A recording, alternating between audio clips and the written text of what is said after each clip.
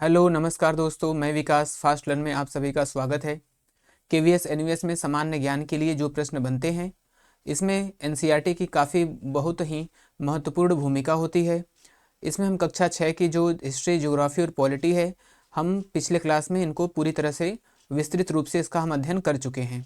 जो आज की कक्षा होने वाली है वो एनसीईआरटी पाठ्य पुस्तक जो सामाजिक विज्ञान की है, इसमें हम भूगोल का चर्चा करेंगे।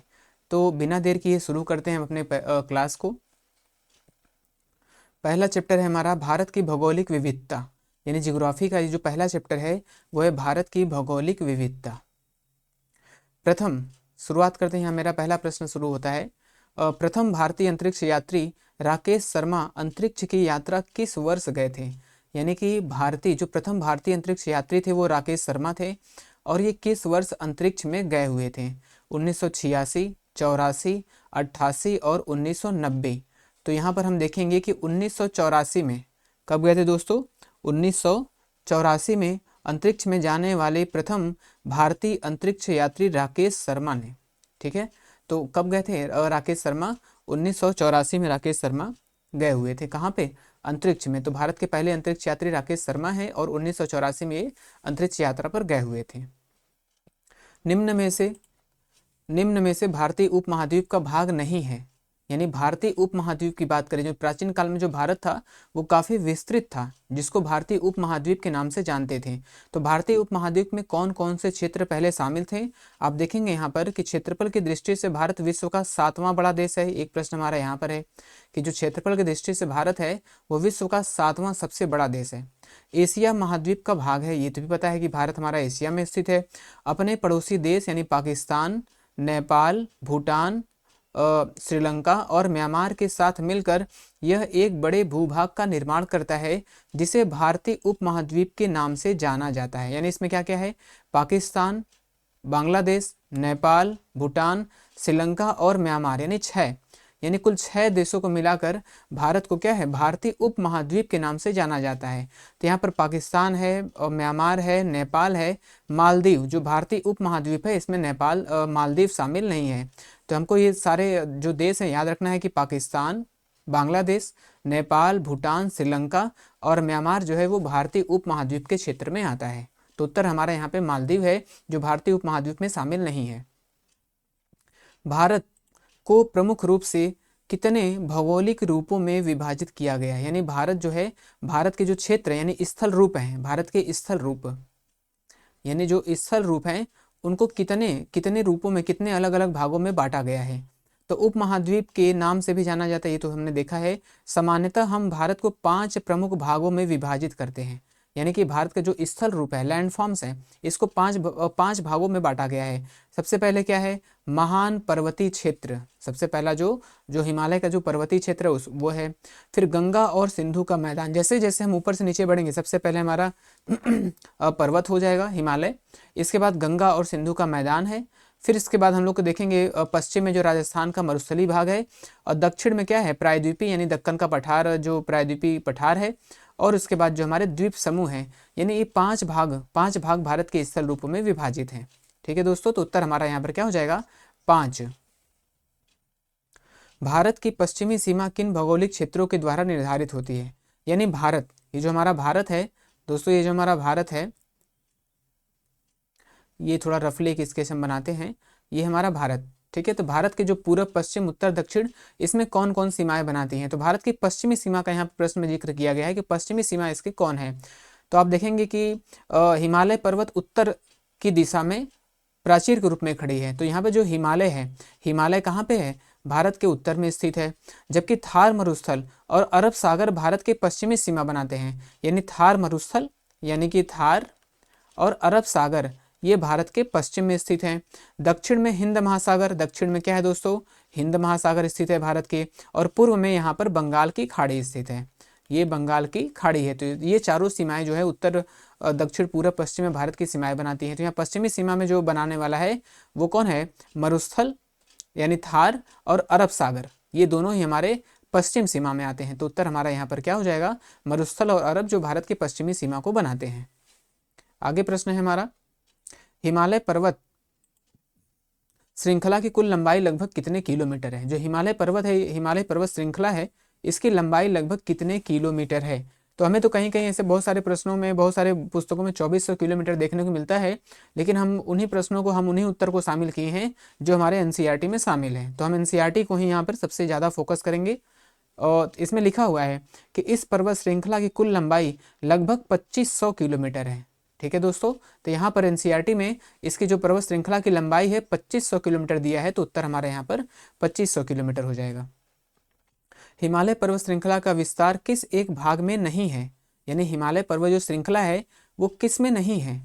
तो हिमालय पर्वत श्रृंखला ये लिखा है। सबसे पहले यहाँ पर और भी प्रश्न यहाँ पे हम चर्चा करेंगे। इसमें 8000 मीटर, यानी इसकी बहुत सारी जो चोटियाँ हैं वो 8000 मीटर से ज़्यादा हैं, 8000 मीटर से भी अधिक ऊंची हैं, और इन्हें सामूहिक रूप से 8000 भी कहा जाता है। तो 8000, अगर पूछेगा कि 8000 किससे कहा जाता है, तो हिमालय पर्वत की जो बहुत सारी ऊंची चोटियाँ हैं उनको सामूहिक रूप से 8000 कहा जाता है। ये एक प्रश्न उत्तर हमारा यहाँ मिल जाएगा। फिर यह पर्वत श्रृंखला एशिया के 6 देश, हमें याद रखना है कि जो ये हिमालय पर्वत श्रृंखला है एशिया के 6 देशों में विस्तृत है। ठीक है दोस्तों, कितने देशों में? 6 देशों में। ये भी प्रश्न आ सकता है कि जो हिमालय पर्वत श्रृंखला है ये एशिया के कितने देशों में विस्तृत है, तो 6 देशों में विस्तृत है। कौन कौन से हैं? भारत, नेपाल, भूटान, चीन, पाकिस्तान और अफगानिस्तान में फैली हुई हैं। तो कौन कौन से हैं? भारत है, चीन है, नेपाल है, भूटान है और अफगानिस्तान है, इन सब में फैली हुई हैं। लेकिन ये म्यांमार में जो है ये नहीं फैला हुआ है। कौन? हिमालय पर्वत श्रृंखला। तो 6 देशों में फैला हुआ है, भारत, नेपाल, भूटान, चीन, पाकिस्तान और अफगानिस्तान में ये फैले हुआ है। और म्यांमार में जो हिमालय पर्वत श्रृंखला का विस्तार नहीं है दोस्तों, तो उत्तर हमारा यहाँ पर म्यांमार हो जाएगा। किस पर्वत श्रृंखला को एशिया का जल शिखर भी कहा जाता है? एशिया का जल शिखर किसे कहा जाता है? तो यहाँ पर लिखा है कि कभी कभी हिमालय पर्वत श्रृंखला को एशिया का जल शिखर भी कहा जाता है। क्यों?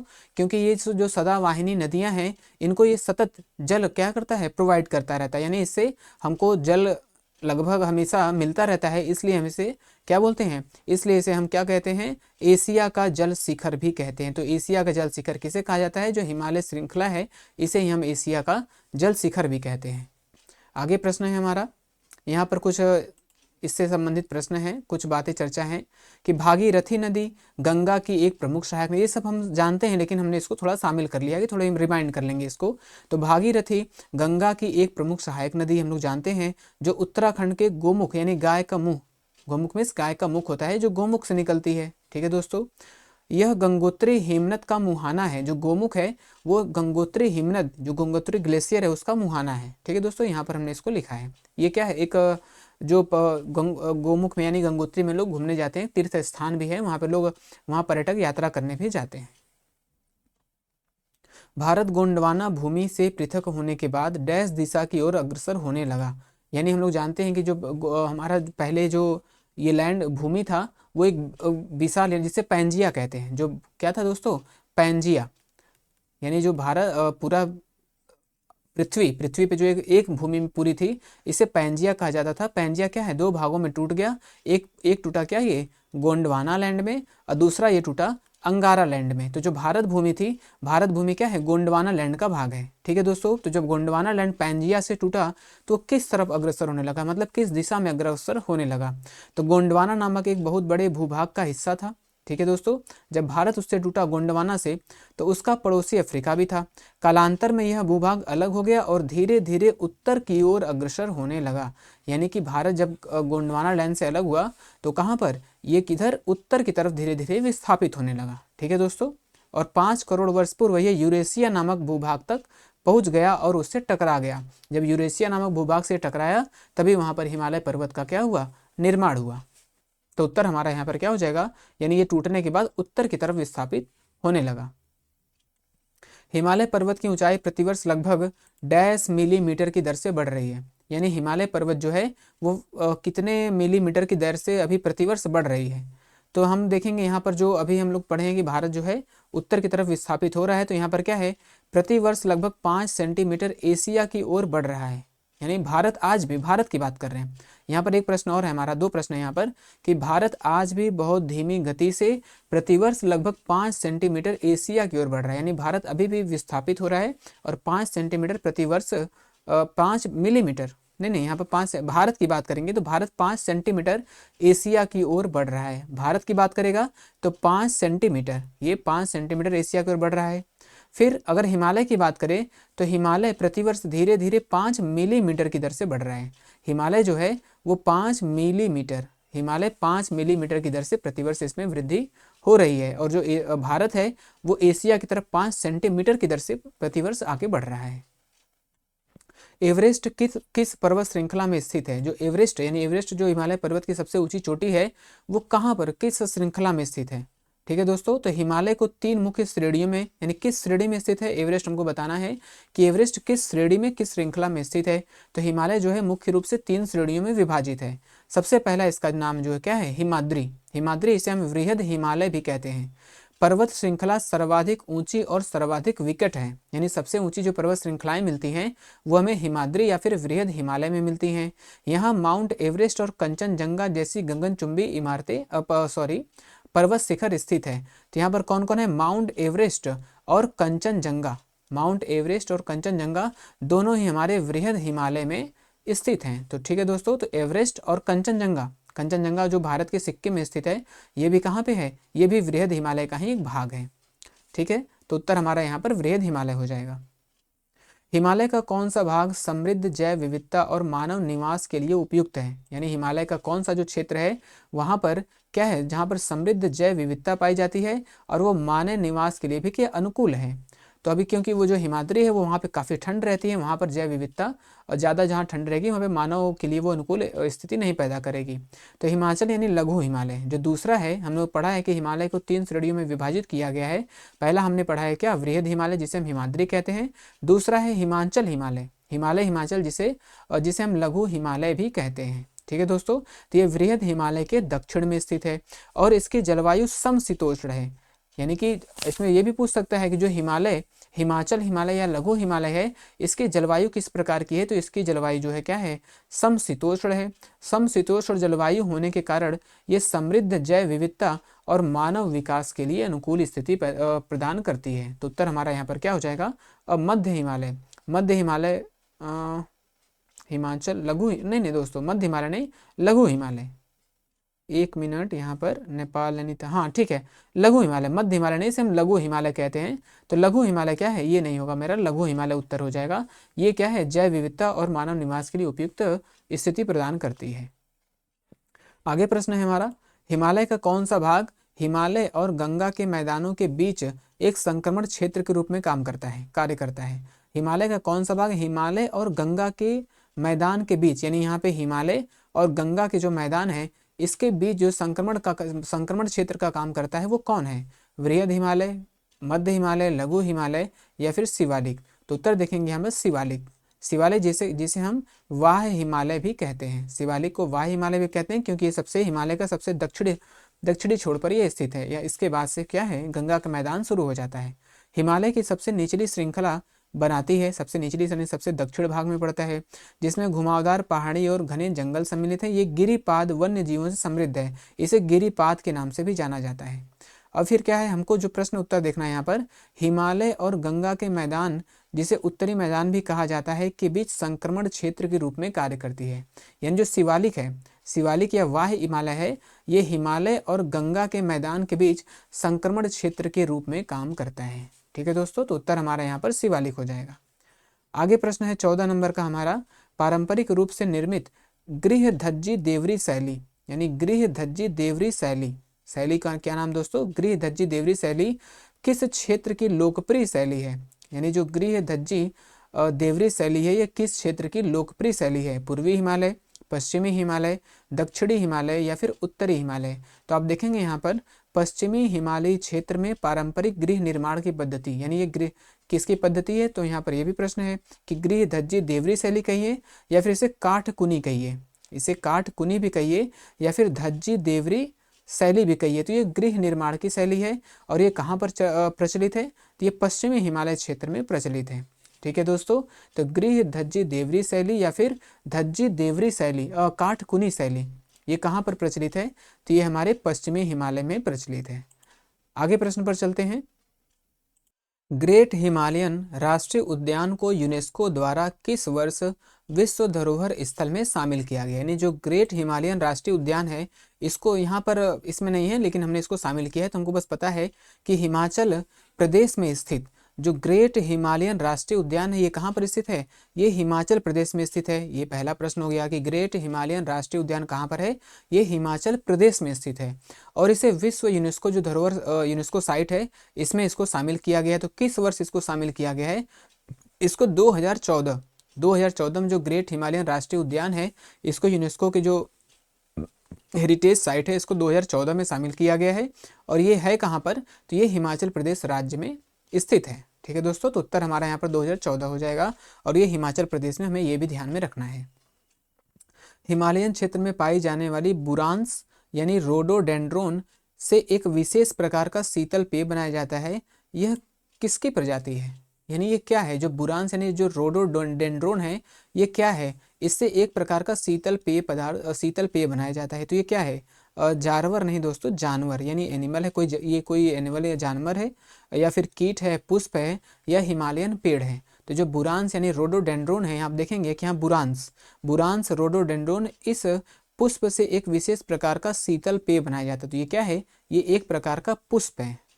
उत्तर हमारा यहाँ पर क्या हो जाएगा?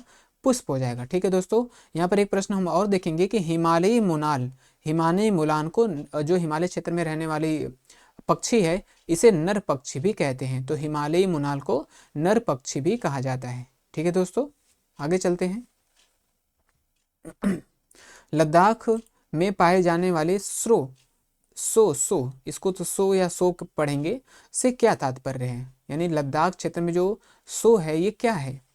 तो आप देखेंगे कि सबसे पहले क्या है? मरुस्थल शब्द सुनते हैं में उष्ण क्षेत्र की बात आती है, लेकिन जो ये हमारा लद्दाख है ये क्या है? लद्दाख एक शीत मरुस्थल है। लद्दाख क्या है? एक शीत मरुस्थल है। ये हमारा पहला प्रश्न हो गया। दूसरा हम देखेंगे यहाँ पर कि जो पैंगोंगसो झील कहाँ पर है? पैंगोंगसो जो आपने 3 इडियट में देखा होगा, जो झील के किनारे जो शूटिंग किया गया है वो पैंगोंगसो झील है लद्दाख का। ठीक है दोस्तों, तो यहाँ पर सो जो शब्द है वो झील के लिए आया हुआ है। तो सो लद्दाख की भाषा में जो झील है उसको सो कहा जाता है और पैंगोंगसो झील कहाँ पर है? ये आपके लद्दाख में स्थित है। तो यहाँ पर उत्तर हमारा क्या हो जाएगा? झील हो जाएगा। आगे प्रश्न है हमारा, डैश को चंद्रभूमि भी कहा जाता है? किसे? लद्दाख, शिमला, मणिपुर, कश्मीर को। तो अब यहाँ लद्दाख की ही बात चल रही है अभी। यहाँ की भूमि चंद्रमा की सतह जैसी दिखाई देती है, यानी जो लद्दाख है वहाँ की भूमि चंद्रमा की सतह जैसी दिखाई देती है, इसलिए इसे चंद्रभूमि भी कहा जाता है। तो किसे? लद्दाख को चंद्रभूमि भी कहा जाता है। ठीक है दोस्तों, तो उत्तर हमारा क्या हो जाएगा? यहाँ पर लद्दाख हो जाएगा। यहाँ पर लद्दाख के बारे में कुछ यहाँ के जो सामान्य जीवन है, यहाँ पर हिमालयी लोगों के जीवन में याक बहुत महत्वपूर्ण है। यानी हिमालय की बात कर रहा है, हिमालय जो पर्वतीय क्षेत्र है वहाँ पर याक पाया जाता है। इस याक से इनको दूध, मांस, ऊन और गोबर के लिए पाला जाता है। गोबर के लिए यानी इनको सब चीज़, यानी याक ही वहाँ का महत्वपूर्ण जानवर है, जिसे दूध, मांस, ऊन, गोबर सब कुछ इन्हें यहाँ से मिलता है और परिवहन के लिए भी इसका उपयोग किया जाता है। तो प्रश्न में अगर पूछे कि जो हिमालयन क्षेत्र है इसमें परिवहन के लिए किस किस जानवर का उपयोग किया जाता है, तो उत्तर हमारा याक हो जाएगा। यहाँ पर आप देखेंगे जो लद्दाख का पैंगोंगसो झील है, यहाँ पर पैंगोंगसो झील है दोस्तों, आप देखेंगे कितना सुंदर यहाँ पर पैंगोंगसो झील का दृश्य दिया गया है। इसका जो ये खारे पानी का है, ये क्या है? इसका पानी जो है खारा पानी है। ठीक है दोस्तों, और खारा पानी का जो कारण है यहाँ पर ये पूछ सकता है प्रश्न में कि जो लद्दाख में स्थित पैंगोंगसो झील है इसके खारे पानी का कारण क्या है? तो आप देखेंगे यहाँ पर जो पहाड़ी क्षेत्र है इसमें जो खनिज है, पहाड़ी क्षेत्रों में जो खनिज है, खनिज के कारण इसका पानी क्या है? खारा है। तो उत्तर हमारा यहाँ पर क्या अगर प्रश्न में आता है इसके खारेपन का कारण, तो यहाँ पर जो घुली हुई खनिज है इसके कारण इसका पानी खारा हो गया है। लोसर व हेमिस महोत्सव का आयोजन भारत के किस केंद्र शासित प्रदेश क्षेत्र का प्रमुख उत्सव है? तो लोसर, आप देखेंगे लोसर और हेमिस जो महोत्सव मनाया जाता है ये दोनों ही लद्दाख का प्रमुख उत्सव है। तो अपने प्राचीन बौद्ध मठ, जो प्राचीन लद्दाख में जो बौद्ध मठ हैं उसमें लोसर और हेमित महोत्सव जैसे रंग बिरंगे त्योहारों के लिए प्रसिद्ध है। तो उत्तर हमारा यहाँ पर लद्दाख हो जाएगा। आगे प्रश्न है हमारा, कौन सी नदी गर्मियों में सूखने की अपेक्षा जल की वृद्धि को दर्शाती है? यानी ये ऐसी नदी है जो गर्मी में सूखने के बजाय इसमें जल की और वृद्धि हो जाती है। तो कौन सी नदी है? गंगा, यमुना, कावेरी और ब्रह्मपुत्र।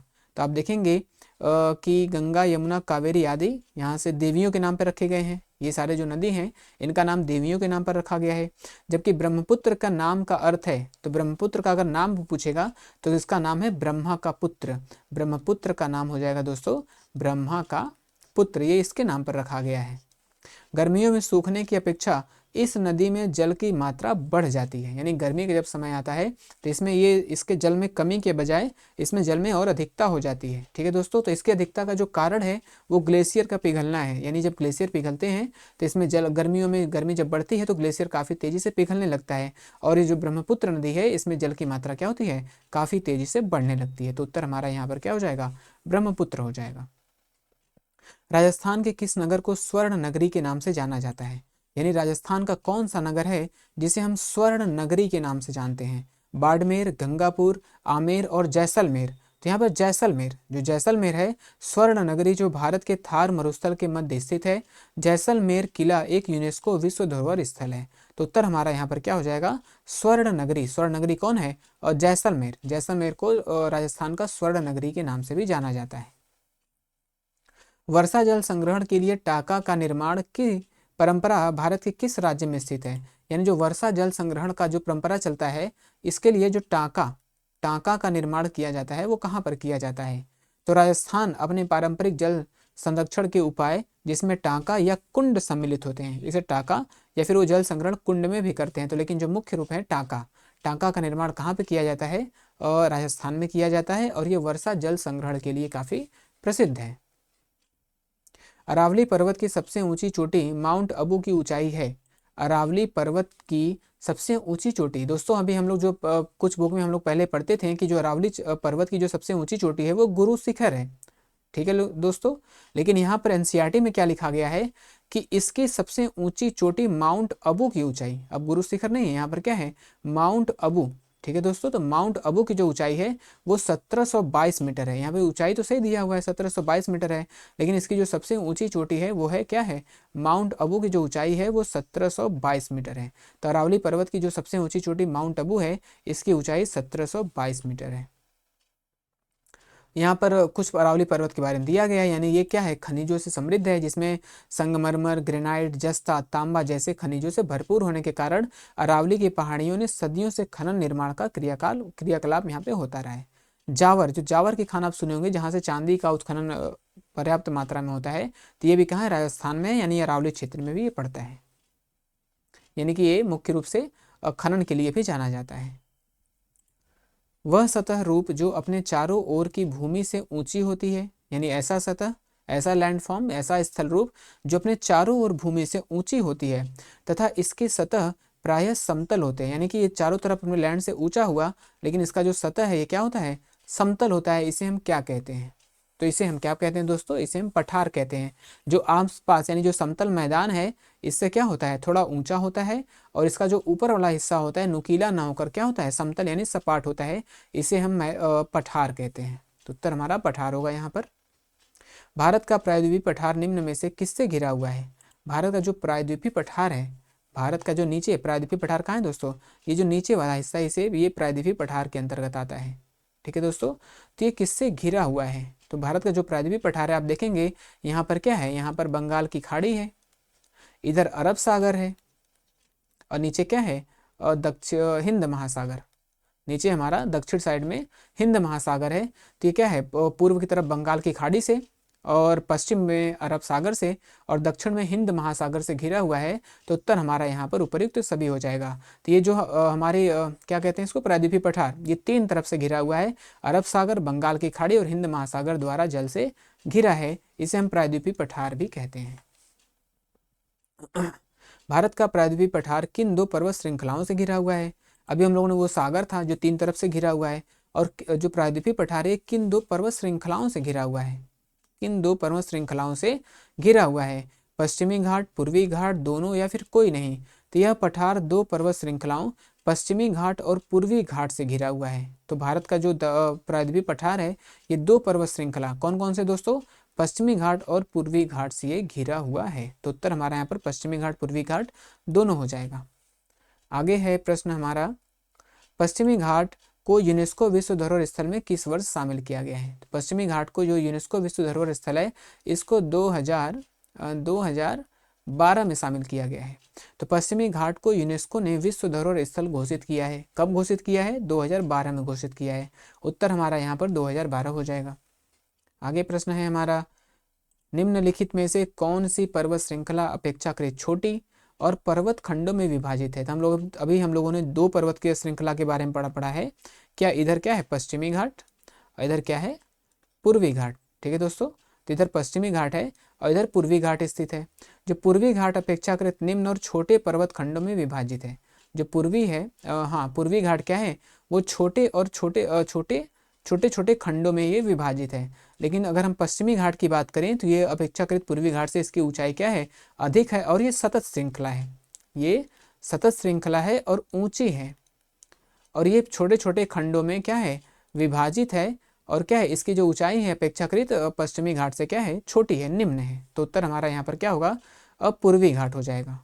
ठीक है दोस्तों, गोदावरी, कृष्णा और कावेरी जैसी नदियां इस पठार में पश्चिम से पूर्व की ओर बहती हैं। यानी कि पश्चिम से पूर्व की ओर जो बहने वाली नदियां हैं वो हैं गोदावरी, कृष्णा और कावेरी। यानी इनका जो मिलन होता है ये बंगाल की खाड़ी में होता है।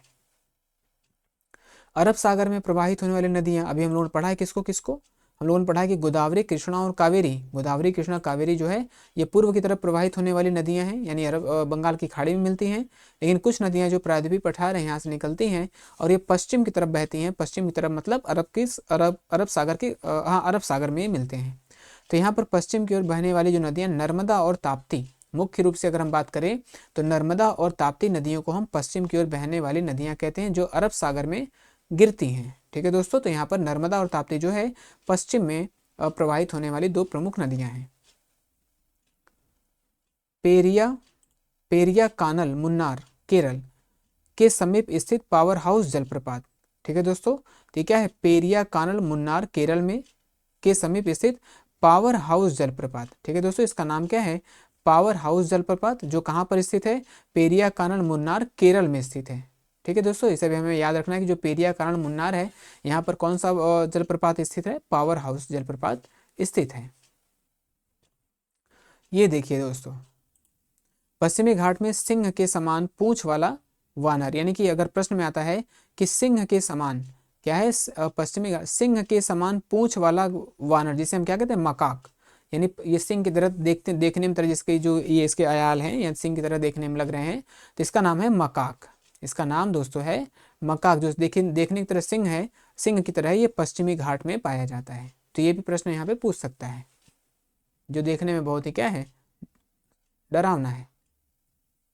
फिर आगे चलते हैं। पश्चिमी घाट से निकलने वाली नदियाँ पश्चिमी तट पर डैश का निर्माण करती हैं। तो अभी हम लोग जानते हैं कि जब जो नदियाँ इधर बंगाल की खाड़ी में जो आती हैं वो क्या है? वो डेल्टा का निर्माण करती हैं। ठीक है दोस्तों, ये डेल्टा का निर्माण करती हैं। लेकिन जो नदियाँ इधर अरब सागर में जाती हैं वो डेल्टा का निर्माण नहीं करती, बल्कि वो एस्चुरी का निर्माण करती हैं। अपने मुहाने पर क्या करती हैं? एस्चुरी का निर्माण करती हैं, जो हमारा पश्चिम में अरब सागर में मिलने वाली नदियां हैं। तो पश्चिमी घाट से निकलने वाली नदियां जो पश्चिमी तट पर जाती हैं वो किसका निर्माण करती हैं? वो एस्चुरी का निर्माण करती हैं। तो उत्तर हमारा यहाँ पर एस्चुरी हो जाएगा। पूर्वी तट डैश में मध्य स्थित है। हाँ, डैश के जो पूर्वी तट है, डैश के रहना चाहिए यहाँ पे। पूर्वी तट डैश के मध्य, यानी पूर्वी तट, यानी जो इधर पूर्वी तट है वो किसके मध्य स्थित है? तो पूर्वी तट जो है पूर्वी घाट और बंगाल की खाड़ी के मध्य स्थित है। यहाँ पर हमारा पूर्वी घाट स्थित है और यहाँ पर बंगाल की खाड़ी स्थित है। जो पूर्वी तट है, ये तट क्या है? ये पूर्वी घाट और बंगाल की खाड़ी के बीच में स्थित है। तो पूर्वी तट देखेंगे आप, पूर्वी तट पूर्वी घाट और बंगाल की खाड़ी के मध्य स्थित है। तो उत्तर हमारा यहाँ पूर्वी घाट और बंगाल की खाड़ी दोनों हो जाएगा, यानी इन दोनों के मध्य क्या है? पूर्वी तट स्थित है। पुलिकट झील भारत के किस राज्य में स्थित है? हम लोग जानते हैं जो पुलिकट झील है भारत के क्या है? आंध्र प्रदेश में स्थित है। तो उत्तर हमारा यहाँ पर क्या हो जाएगा? आंध्र प्रदेश हो जाएगा। और एक सबसे महत्वपूर्ण यहाँ पर एक चिल्का झील भी है। चिल्का झील कहाँ पर है? चिल्का झील भारत के उड़ीसा राज्य में मिलता है।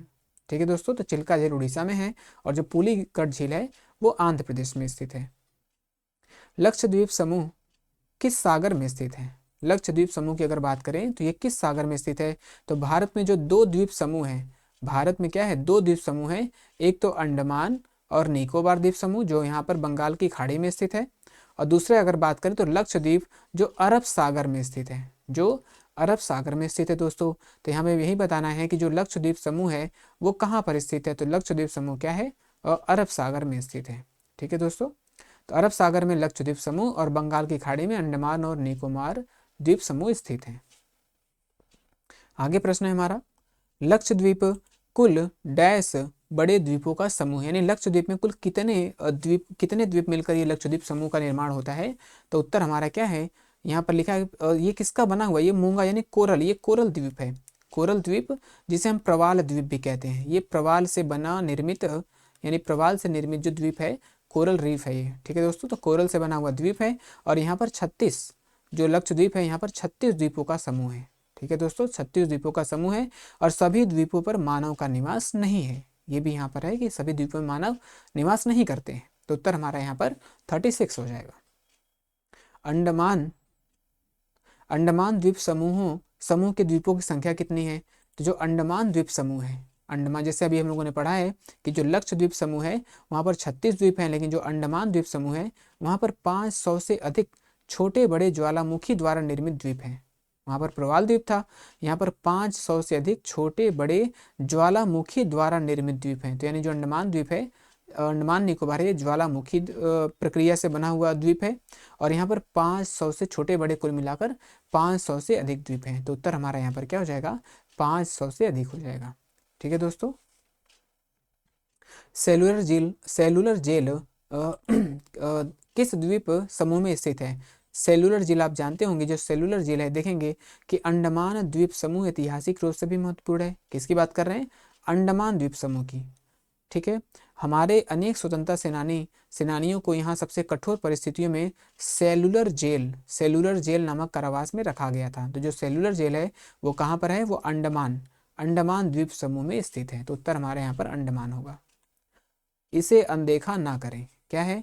अंडमान और निकोबार द्वीप समूह में बैरन द्वीप, आप लोगों ने पढ़ा होगा, बैरन द्वीप जो भारत का एकमात्र सक्रिय ज्वालामुखी है, भारत का एकमात्र सक्रिय ज्वालामुखी है वो है बैरन द्वीप, ये अंडमान निकोबार द्वीप समूह में स्थित है। आगे प्रश्न है हमारा, ये क्या है? सेवन सिस्टर्स जलप्रपात। सेवन सिस्टर्स जलप्रपात कहाँ पर है दोस्तों? तो जो सेवन सिस्टर्स जलप्रपात है वो मेघालय में स्थित है। तो ये भी प्रश्न में आ सकता है कि जो सेवन सिस्टर्स जलप्रपात है वो किस राज्य में स्थित है? तो उत्तर हमारा यहाँ पर क्या बन जाएगा? मेघालय हो जाएगा। यहाँ पर एक प्रश्न और है हमारा, क्या है?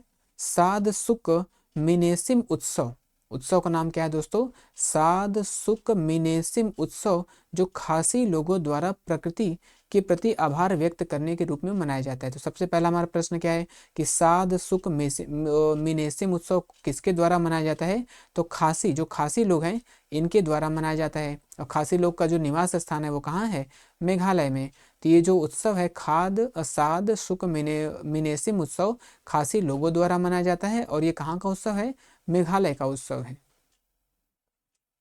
यहाँ पर एक प्रश्न और भी हमारा है, क्या जीवित जड़ों से बना पुल क्या है? नोग्रियाट गांव के समीप, यानी कि मेघालय में जो एक नोग्रियाट गांव है वहां पर हमें जीवित जड़ पुल देखने को मिलते हैं। ठीक है दोस्तों, तो ये भी कहाँ पर है? ये भी मेघालय में स्थित है। यानी जीवित जड़ पुल कहाँ के प्रसिद्ध हैं? तो ये मेघालय में स्थित है, जो यहाँ के नोग्रियाट गांव में देखने को मिलते हैं। गारो खासी जयंतिया पहाड़ी डैश पठार में स्थित है, यानी जो गारो खासी जयंतिया पहाड़ी है वो किस पठार का भाग है, यानी किस पठार में स्थित है? दक्कन का पठार, मेघालय का पठार, नागपुर का पठार या फिर प्रायद्वीपीय पठार? तो जो गारो खासी जयंतिया है, गारो खासी जयंतिया पहाड़ियों को देख सकते हैं। मेघालय पठार की ये पहाड़ियाँ अपनी हरियाली और भारी वर्षा के लिए क्या है? काफ़ी मशहूर यानी प्रचलित हैं। तो ये कहाँ पर स्थित है दोस्तों? ये मेघालय के पठार जो है, गारो खासी जयंतिया जो है ये मेघालय के पठार का एक प्रमुख हिस्सा है, यानी ये मेघालय के पठार में स्थित है। इसे भी अनदेखा न करें दोस्तों। मेघालय के पूर्वी खासी पहाड़ियों में एक स्थित क्या है? माव लिन नोंग। ठीक है दोस्तों, मेघालय में स्थित क्या है, मावलिनोंग गांव एशिया के सबसे स्वच्छ गांव के रूप में प्रसिद्ध है। यानी एशिया का जो सबसे स्वच्छ गांव है वो कहाँ पर स्थित है, मेघालय राज्य में स्थित है। अगर गांव का नाम पूछेगा तो हम बताएंगे क्या, मावलिनोंग गांव, एशिया का सबसे स्वच्छ गांव में इसको शामिल किया गया है। और भी यहाँ पर क्या है, यहाँ पर भी जो लिविंग रूट पुल है यहाँ पर भी मिलता है। अभी हम लोगों ने पीछे जो पढ़ा है लिविंग रूट, वहाँ भी मिलता है। यानी मेघालय के कई जो क्षेत्र होंगे वहाँ पर लिविंग रूट देखने को मिलते हैं। लेकिन यहाँ पे जो सबसे प्रमुख है कि एशिया का जो सबसे स्वच्छ गांव है वह मावलिनोंग है और मेघालय राज्य में स्थित है। अगला चैप्टर हमारा शुरू होता है यहाँ पे मौसम को समझना। मौसम से संबंधित अब हम जानकारी यानी बारे में पढ़ेंगे। किसी समय और स्थान विशेष पर पृथ्वी की वायुमंडलीय दशाओं को डैश कहते हैं। किसी समय और स्थान विशेष पर, किसी पर्टिकुलर टाइम और पर्टिकुलर प्लेस पर जो वायुमंडलीय दशाएं होती हैं उन्हें क्या कहा जाता है, तो किसी समय और स्थान विशेष पर पृथ्वी के वायुमंडलीय दशाओं को मौसम कहते हैं। क्या कहते हैं दोस्तों, इसे मौसम कहा जाता है। तो उत्तर हमारा मौसम होगा। अगला प्रश्न हो गया हमारा, पृथ्वी के निकट वाली परत को किस नाम से जाना जाता है। यानी कि यहाँ पर हम लोग जानते हैं कि जो हमारा एटमॉस्फेयर है वो 5 भागों में यानी 5 परतों में बटा हुआ है। और जो सबसे पहला परत है हमारा क्या है, वो है ट्रोपोस्फेयर। ये क्या है दोस्तों, ट्रोपोस्फेयर।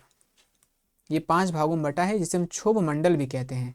तो हमें प्रश्न हमारा क्या है, पृथ्वी के निकट वाली परत को किस नाम से जाना जाता है। तो पृथ्वी के निकट जो परत स्थित है उसे हम ट्रोपोस्फेयर कहते हैं। ठीक है दोस्तों, ट्रोपोस्फेयर, या फिर हिंदी में इसको हम क्षोभ मंडल, ये क्षोभ मंडल हिंदी में इसको कहते हैं।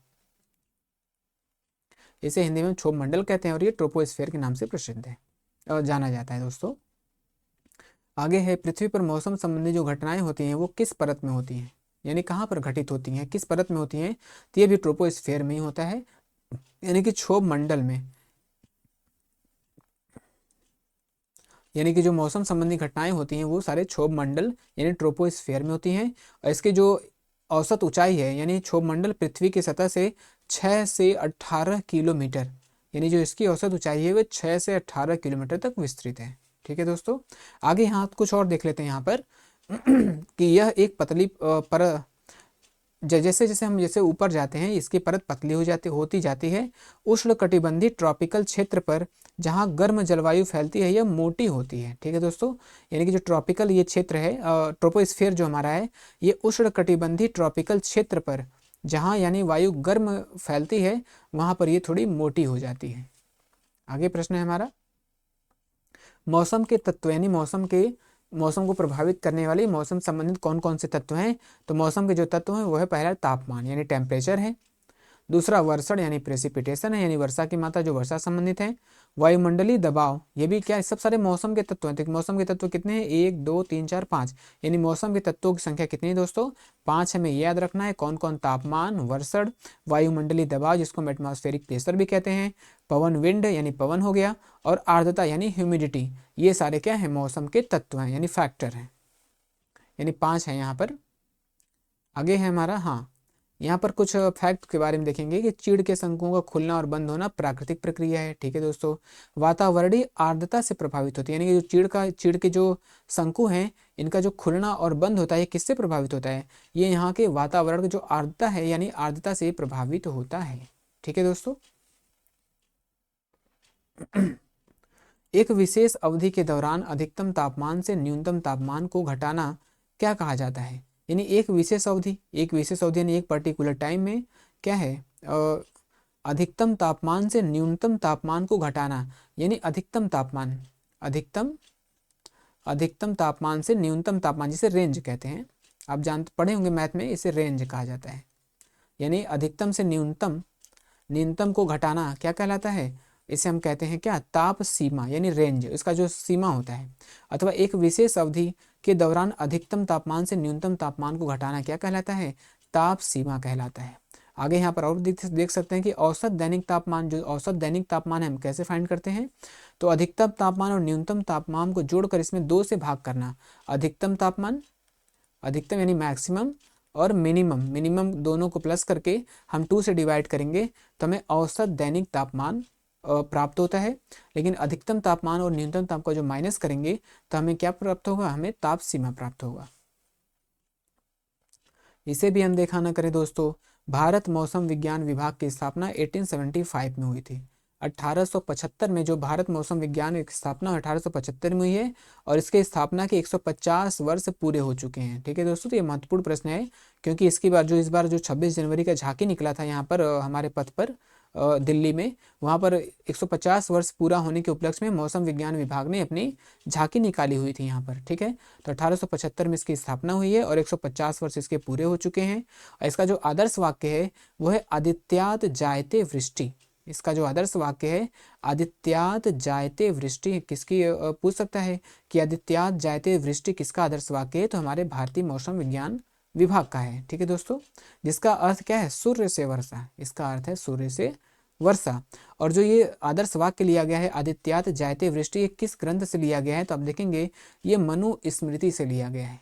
ठीक है दोस्तों, तो यहाँ पे कई सारे महत्वपूर्ण प्रश्न है कि जो मौसम विज्ञान विभाग है 1875 में इसकी स्थापना हुई है, आदित्यात जायते वृष्टि इसका आदर्श वाक्य है, और ये कहाँ से लिया गया है, ये लिया गया है ग्रंथ मनु स्मृति से। वर्षा की मात्रा को मापने के लिए हम किसका प्रयोग करते हैं, हम लोग जानते हैं कि वर्षा की जो मात्रा है, वर्षा को मापने के लिए हम रेन गेज यानी वर्षा मापी का प्रयोग करते हैं। वायुमंडलीय दाब मापा जाता है, सर्वाधिक वायुमंडलीय दाब पाया जाता है, यानी जो वायुमंडलीय दाब है सर्वाधिक कहाँ पर होता है, तो देखेंगे आपकी वायुमंडलीय दबाव समुद्र तट के पास अधिक होता है। जो समुद्र तल होता है, समुद्र तट होता है, यहाँ पर वायुमंडलीय दाब क्या होता है, सबसे अधिक होता है। जैसे जैसे हम पहाड़ों की ऊंचाई पर जाते हैं, यानी सबसे नीचे यानी समुद्र तल यानी जो होता है समुद्र तट होता है, यहाँ पर वायुमंडलीय दाब सबसे अधिक होता है। और जैसे जैसे हम ऊपर की ओर बढ़ेंगे वैसे वैसे जो वायुमंडलीय दाब है वो कम होने लगता है। इसलिए जब पर्वतों पर लोग चढ़ते हैं तो जो सांसों का फूलना होता है इसी वायुमंडलीय दाब की कमी के कारण होता है। ठीक है दोस्तों, तो उत्तर हमारे यहाँ पर क्या हो जाएगा, समुद्र तल हो जाएगा। मैदानों व तटों पर वायुमंडलीय दाब का गिरना डैश कहलाता है, यानी मैदान व तट। अभी हम लोगों ने देखा है कि जो मैदान या तट वाला जो क्षेत्र होता है यहाँ पर वायुमंडलीय दाब क्या होता है, अधिक होता है, और जो पहाड़ी एरिया होता है वहाँ पर वायुमंडलीय दाब कम होता है। तो लेकिन ऐसा नहीं है, कभी कभी मैदान और तटों में भी क्या होता है, जो वायुमंडलीय दाब क्या है, गिर जाते हैं यानी नीचे आ जाते हैं। तो उसे क्या कहा जाता है, तो आप देखेंगे कि कभी कभी नाटकीय रूप से यहाँ का जो दाब है गिर जाता है, और इसे मौसम विज्ञानी क्या कहते हैं, गर्त। इसे गर्त कहते हैं। क्या कहते हैं दोस्तों, इसे गर्त कहते हैं। इसी को इंग्लिश में क्या कहते हैं, डिप्रेशन कहते हैं, या फिर इसे निम्न दबाव तंत्र या फिर इसे लो प्रेशर कहा जाता है, लो प्रेशर सिस्टम कहते हैं सभी। इसे डिप्रेशन, गर्त, निम्न दबाव तंत्र या फिर लो प्रेशर सिस्टम, इन सभी के नाम से जाना जाता है। ठीक है दोस्तों, तो उत्तर हमारे यहाँ पर ये सभी हो जाएंगे।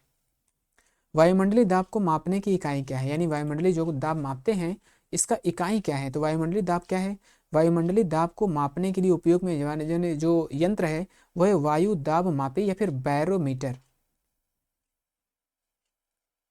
जो वायुमंडलीय दाब है इसको हम बैरोमीटर से मापते हैं, तो उत्तर या फिर वायु दाब मापी हो जाएगा या बैरोमीटर हो जाएगा। फिर आगे प्रश्न है हमारा, सामान्यतः इसे मिली बार, इसका जो इकाई है इसे मिली बार यानी मिली बार में ये क्या है, वायुमंडलीय दाब को दर्शाता है।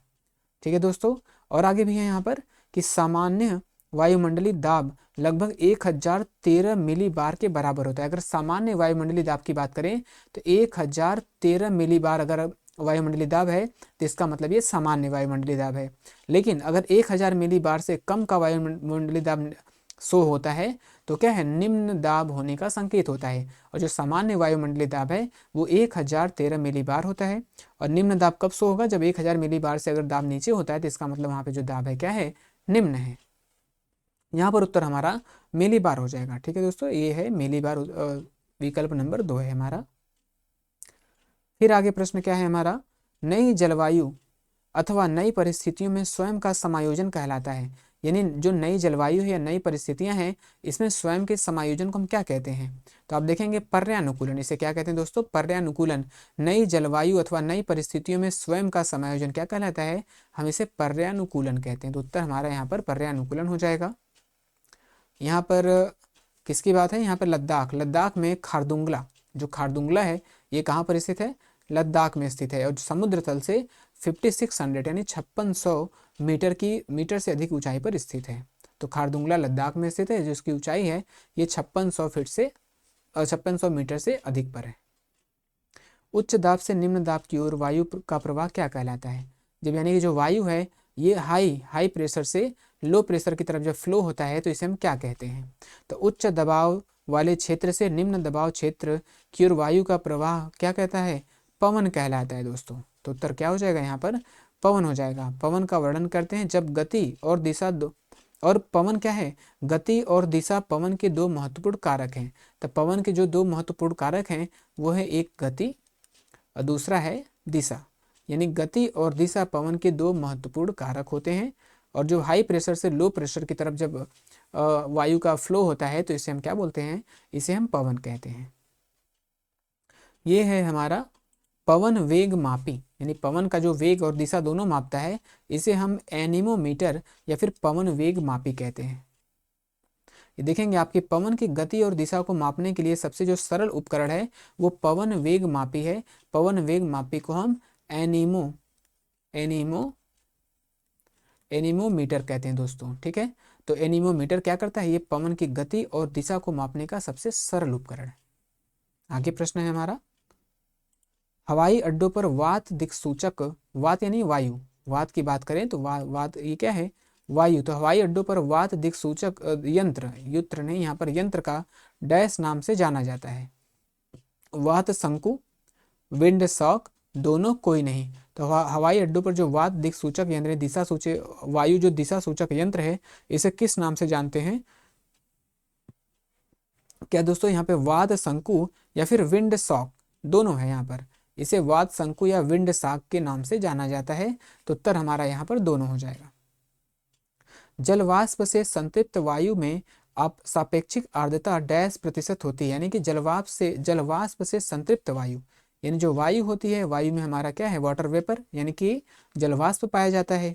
तो वायु की आर्द्रता को सापेक्षिक आर्द्रता के रूप में मापा जाता है। यानी वायु में कितनी आर्द्रता है, इसको मापने के लिए हम सापेक्षिक आर्द्रता का प्रयोग करते हैं। यानी वायु में जो आर्द्रता है इसे सापेक्षिक आर्द्रता में मापा जाता है। ये भी प्रश्न हमारा आ सकता है। ठीक है दोस्तों, जबकि जलवाष्प से संतृप्त वायु में सापेक्षिक आर्द्रता 100% होती है। यानी जो अगर कोई वायु है और वो क्या है? संतृप्त है, संतृप्त यानी सैचुरेटेड, अगर वो संतृप्त है तो इसमें जो जल प्रतिशत की मात्रा है, जलवाष्प के प्रतिशत की मात्रा होगी वो 100% होगी उत्तर। तो दोस्तों क्या होगा?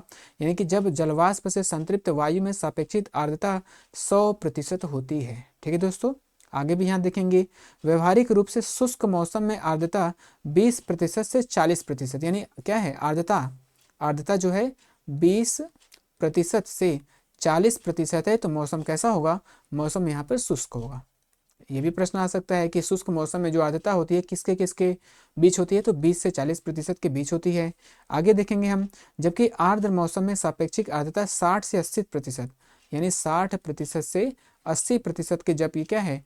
बीच में होता है तो ये मौसम क्या होता है? आर्द्र कहलाता है। ठीक है दोस्तों, तो इन बातों को भी हमें ध्यान में रखना है। लेकिन जब संतृप्त होगा तो यहाँ पर आर्द्रता 100% होगी। वायुमंडल में उपस्थित वायु की आर्द्रता को डैश यंत्र द्वारा मापा जाता है। यानी जो आर्द्रता है, हम देखें अभी आर्द्रता को किस यंत्र द्वारा मापा जाता है? हाइग्रोमीटर, आर्द्रता मापी, विंड वेन या फिर रेन गेज। तो हम देखेंगे कि इसे हम आर्द्रता मापी या फिर हाइग्रोमीटर भी कहते हैं। यानी इसे हम हाइग्रोमीटर या फिर आर्द्रता मापी, ये दोनों नाम ही हैं दोनों। तो इसे हम इंग्लिश में हाइग्रोमीटर और हिंदी में आर्द्रता मापी के नाम से कहते हैं, जिससे हम वायुमंडल में उपस्थित आर्द्रता को मापते हैं।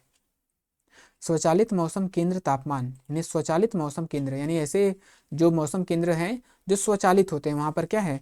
वहाँ पर जैसे तापमान है, आर्द्रता, वायु की गति, दिशा, वर्षा, वायुमंडलीय दाब, इन सभी को मापा जाता है। ये स्वतः मापता है, ये स्वतः मापन काम करता है। स्वचालित है दोस्तों, ये क्या है? स्वचालित है। तो ये स्वचालित जो है इसके लिए किस चीज़ का प्रयोग करते हैं? यानी स्वचालित जो काम करता है मशीन यहाँ की, वो किसका प्रयोग करता है? तो वो संवेदक, किसका प्रयोग करता है? संवेदक, जिसे हम सेंसर कहते हैं। संवेदक को क्या बोलते हैं दोस्तों? ये सेंसर, यहाँ पे सेंसर लगे होते हैं जो स्वचालित रूप से मौसम संबंधी सभी घटनाओं को क्या करता है? सेंस करता है। तो उत्तर हमारा यहाँ पर संवेदक यानी सेंसर हो जाएगा। यहाँ पर आप देखिए 2023 में राष्ट्रीय आपदा प्रबंधन प्राधिकरण ने, यानी 2023 में, कब? 2023 में जो राष्ट्रीय आपदा प्रबंधन प्राधिकरण ने समुद्र तल से 4800 मीटर से अधिक ऊंचाई पर सिक्किम में एक हिम झील यानी ग्लेशियर लेक पर स्वचालित मौसम केंद्र का स्थापना किया है। ठीक है दोस्तों, तो 2023 में 2023 में क्या है, सिक्किम में एक जो है स्वचालित मौसम केंद्र की स्थापना की गई।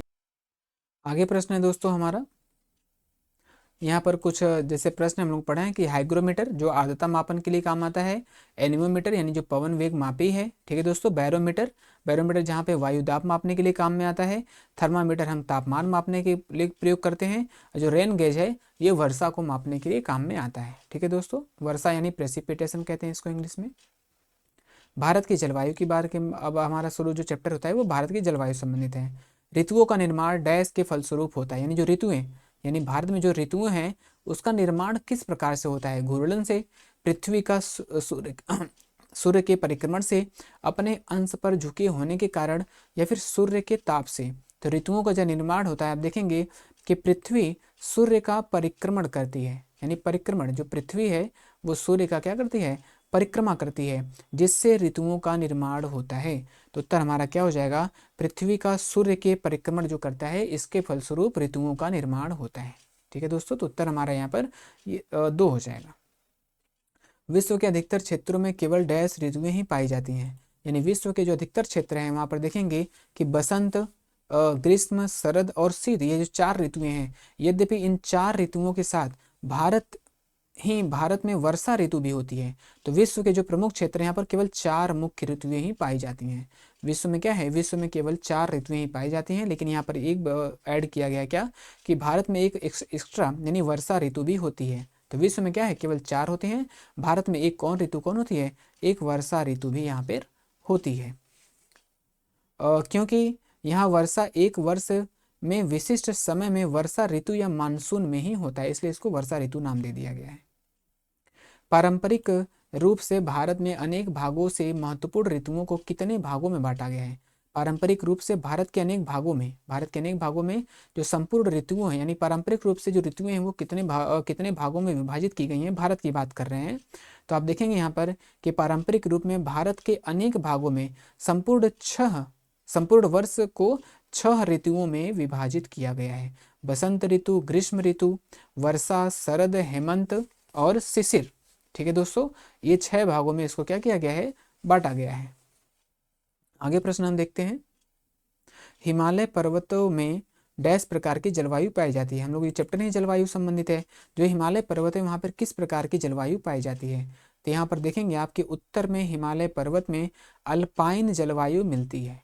तो उत्तर में जो हिमालय पर्वत है यहाँ पर अल्पाइन जलवायु पाई जाती है, जहाँ शीत ऋतु अत्यधिक ठंडी और बर्फीली होती है। जो अल्पाइन क्षेत्र होता है काफ़ी ठंडा क्षेत्र होता है, तथा ग्रीष्म ऋतु शीतल होती है। ठीक है दोस्तों, और आगे क्या है, अल्पाइन शब्द आल्पस से आया है। जो अल्पाइन शब्द की उत्पत्ति हुई है वो आल्पस से आया है, और आल्पस है क्या, यूरोप की एक पर्वत श्रृंखला का नाम आल्पस है।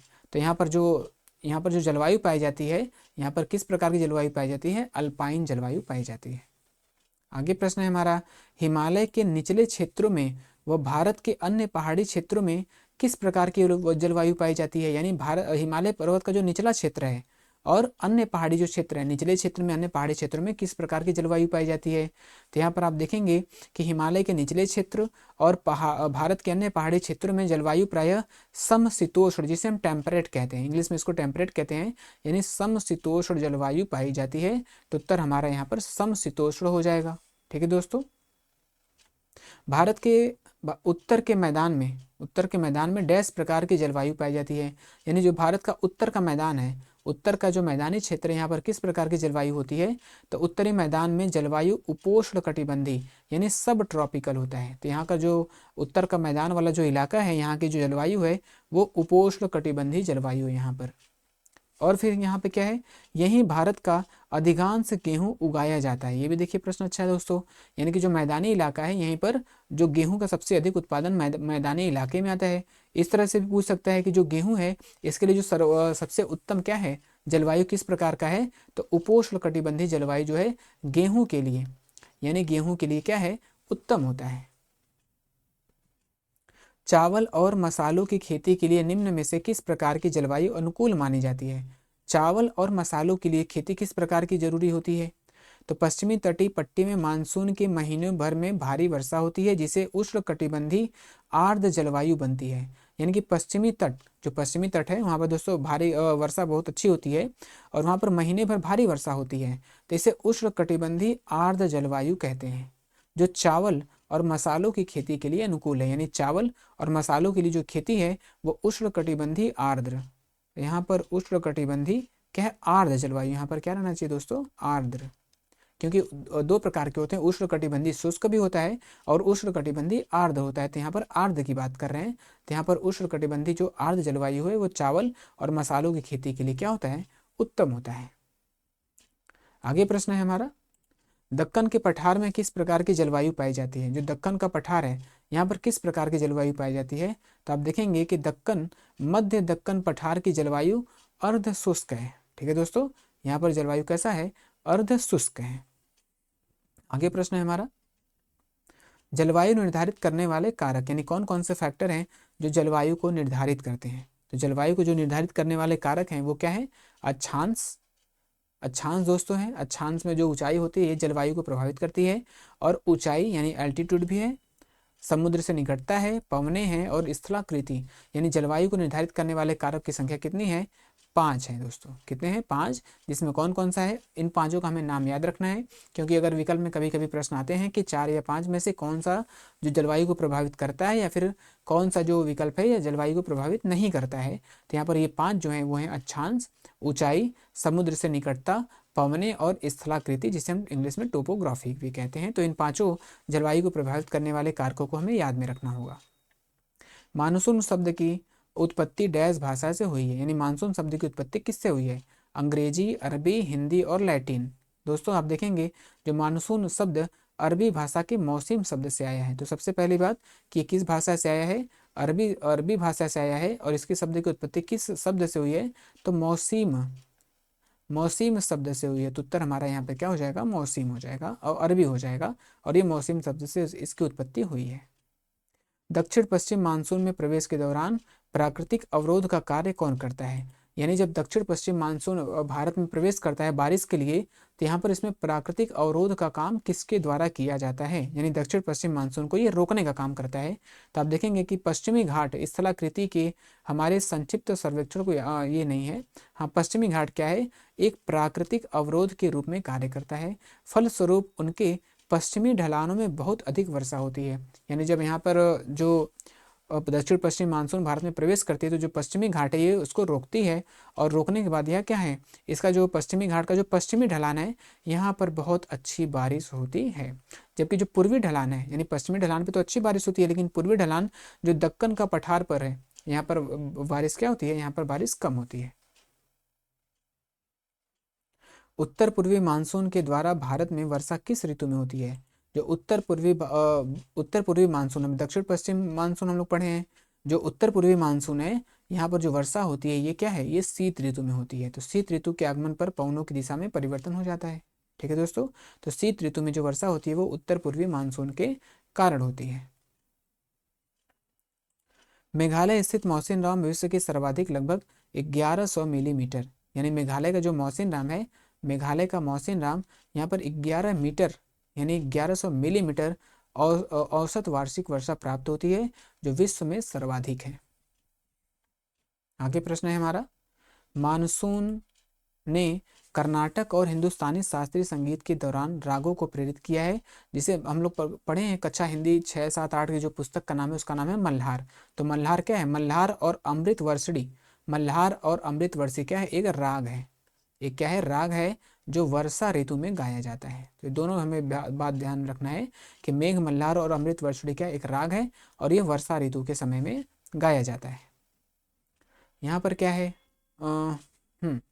यहाँ पर जो दक्षिण भारत के लोग हैं, दक्षिण भारत के कुछ भागों में यह माना जाता है कि मानसून गोल्ड सावर ट्री, ठीक है दोस्तों, जो दक्षिण भारत में ये पेड़ पाए जाते हैं जिसका नाम है मानसून गोल्डर सावर ट्री, या फिर हम इसे अमलतास या फिर इसे कैसिया फिस्टूला के नाम से जानते हैं। यानी इसके खिलने के 50 दिनों के भीतर आ जाते हैं। जो मानसून है ये अमलतास यानी कैसिया फिस्टूला के खिलने के 50 दिनों के भीतर आ जाते हैं, ये यहाँ पर मान्यता है। और यहाँ पर भी क्या है, जब कौवे अपने घोंसले पेड़ की चोटी पर बनाते हैं तो यह कम वर्षा का संकेत देता है। ठीक है दोस्तों, यहाँ पर मान्यता ऐसी है कि जब कौवे अगर अपना जो घोंसले हैं पेड़ की चोटी पर बनाते हैं तो यहाँ पर कम वर्षा का संकेत देता है, जबकि अगर घोंसले नीचे हैं तो भारी वर्षा की संभावना होती है। ये मान्यता है वहां पर। आगे प्रश्न है हमारा, मानसून के मौसम में वर्षा का न होना डैश के नाम से जाना जाता है। यानी कि जो मानसून का समय होता है अगर उसमें वर्षा नहीं होती है तो उसे हम क्या कहते हैं? Monsoon failure, monsoon loss, monsoon सूखा, या फिर कोई नहीं। यानी मानसून के समय में जब वर्षा नहीं होती तो उसे मानसून फेलियर के नाम से जाना जाता है। तो उत्तर हमारा क्या हो जाएगा? Monsoon failure. यानी मानसून के समय में वर्षा न होना मानसून फेलियर कहलाता है। भारत का कौन सा तट चक्रवात की दृष्टि से अधिक संवेदनशील है? यानी भारत का जो कौन सा तट है, पूर्वी तट, पश्चिमी तट, उत्तरी या दक्षिणी, कौन सा तट है जहां पर चक्रवात आने की संभावना सबसे अधिक होती है? तो प्रतिवर्ष भारतीय तट रेखा विशेष रूप से पूर्वी तट, क्या दोस्तों, पूर्वी तट कई चक्रवातों का सामना करता है। तो पूर्वी तट जो है चक्रवात के लिए क्या होता है? अधिक संवेदनशील है। यहाँ पर है राष्ट्रीय आपदा प्रतिक्रिया बल, यानी कि जो एनडीआरएफ की टीम है, नेशनल डिजास्टर रिस्पांस फोर्स, इसका फुल फॉर्म याद रखिएगा। एनडीआरएफ की जो फुल फॉर्म है वो नेशनल डिजास्टर रिस्पांस फोर्स है। ठीक है दोस्तों, यहाँ पर क्या है, और एनडीआरएफ की जो बटालियन है, भारत में कितने बटालियन है? यानी 12 अलग अलग स्थानों पर एनडीआरएफ की बटालियन अभी काम कर रही है। निम्न दबाव तंत्र, और यहाँ पर एक आप देखेंगे कि इसका जो क्या है आदर्श वाक्य है, आपदा सेवा सदैव। आपदा सेवा सदैव क्या है? एनडीआरएफ की आदर्श वाक्य है। निम्न दबाव तंत्र और पवन की अधिक क्या है? निम्न दबाव तंत्र और पवन की गति अधिक होना किसका संकेत है? यानी निम्न दबाव तंत्र पैदा हो और पवन की गति में क्या हो? वृद्धि हो जाए, तो ये किसका संकेत करता है? तो आप देखेंगे ये किसका परिणाम है, यानी किसका संकेत करता है? चक्रवात का। यानी दबाव तंत्र निम्न हो जाए और पवन की गति में वृद्धि हो जाए तो ये चक्रवात को संकेत करती है। इसका मतलब ये चक्रवात आने की ज्यादा संभावना है। चक्रवात का केंद्र, जिसे चक्रवात की आंख भी कहा जाता है, जो रहता है, यानी जो चक्रवात का आंख है, यानी चक्रवात का जो केंद्र है वो कैसा रहता है? बादल रहित रहता है, बादल से युक्त रहता है, यहाँ पर कम बादल होते हैं या फिर अधिक बादल होते हैं, कैसा होता है? तो आप देखेंगे कि यह केंद्र जो बादल रहित होता है जिसे चक्रवात की आंख कहते हैं, यानी जो चक्रवात का आंख होता है वो बादल रहित होता है, यानी साफ होता है। यहाँ पर क्या है, हाँ, जो हिमालय क्षेत्र है वहाँ पर, जो हिमालय क्षेत्रों में क्या होता है, यहाँ पर भी जो बाढ़ आने की संभावना होती है बहुत अधिक होती है। तो यहाँ पर जो बाढ़ होती है, यानी कि हिम नदी विस्फोट, यानी ग्लेशियर बस्ट, यहाँ पर जब बाढ़ आता है, यानी कि ग्लेशियर जब उसको वहाँ के जो पर्वतें बारिश को नहीं रोक पाती तो वहाँ पर क्या होते हैं, वहाँ पर भी वो जो अवरोध है वो टूट जाते हैं। जब वो अवरोध टूट कर वहाँ पर उस क्षेत्र में बाढ़ आता है तो उसे हम ग्लेशियर बस्ट कहते हैं, या हिम नदी विस्फोट के नाम से वो जाना जाता है। भूस्खलन क्या है दोस्तों? भूस्खलन क्या है? भूस्खलन यानी कि मिट्टी चट्टानों का क्या है, खिसकना भूस्खलन कहलाता है। यहाँ पर हमारा प्रश्न है क्या बन सकता है कि भूस्खलन की जो घटनाएं होती हैं सर्वाधिक क्या है? मानसून के दौरान ही होती हैं। ठीक है दोस्तों, तो जो भूस्खलन पहाड़ी क्षेत्र में होता है, पहाड़ी क्षेत्र में सर्वाधिक रूप से होता है, और ये विशेष रूप से मानसून के समय में होती है। ठीक है दोस्तों, और यहाँ पर हमारा क्लास क्या हुआ, पूरी तरह से कंप्लीट हुआ। कक्षा 7 की जो जियोग्राफी संबंधित जितने भी प्रश्न बनने की संभावना थी हमने उन सभी को शामिल करने का प्रयास किया है। जो आगे होगी वो 7 की हिस्ट्री की क्लास होगी दोस्तों। जो अगला क्लास होगा हमारा कक्षा 7 की हिस्ट्री की क्लास होगी। हम इसमें हिस्ट्री संबंधित जितने भी प्रश्न होंगे उन सबकी चर्चा करेंगे। ठीक है दोस्तों, तो आज की जो क्लास है हमारी समाप्त हुई। आप हमारे चैनल को लाइक करिए, शेयर करिए और सब्सक्राइब करिए। आप सभी का हमारे चैनल में जुड़ने के लिए बहुत बहुत धन्यवाद।